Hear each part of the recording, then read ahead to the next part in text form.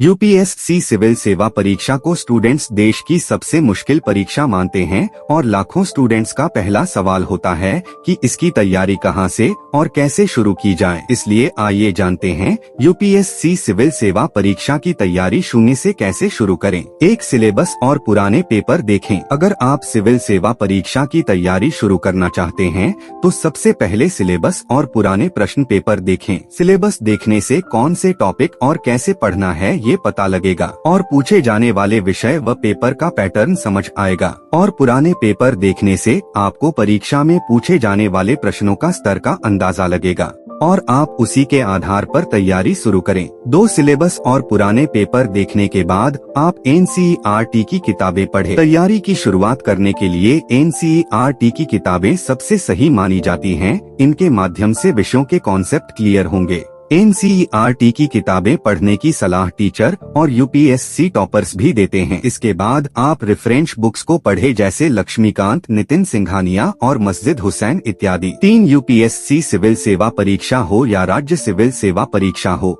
Current affairs काफी महत्वपूर्ण होता है। इसके लिए आप डेली न्यूज़पेपर जैसे इंडियन एक्सप्रेस, द हिंदू और कोई मंथली मैगजीन जैसे कुरुक्षेत्र योजना जरूर पढ़े। 4, यूपीएससी सिविल सेवा परीक्षा के मेंस एग्जाम में लिखना होता है, इसलिए छोटे छोटे पॉइंट के डिटेल नोट्स तैयार करना जरूरी है। यह नोट्स कम समय में रिवीजन करने में काफी हेल्प करेगा। 5, निबंध और उत्तर लिखने की प्रैक्टिस करें। यूपीएससी परीक्षा में सफल होने के लिए लिखने की प्रैक्टिस होना आवश्यक है। अभ्यर्थी निबंध लिखने की प्रैक्टिस करें और अपनी लिखने की स्पीड को बढ़ाने पर काम करें। 6, टाइम टेबल बनाएं। यूपीएससी मेंस का सिलेबस टफ होता है, ऐसे में सही तरीके से तैयारी करने के डेली रूटीन सेट कर लें। टाइम टेबल बनाते वक्त उसमें सभी विषयों के लिए पर्याप्त समय रखें और रोजाना अपने डेली रूटीन के अनुसार पढ़ाई करें।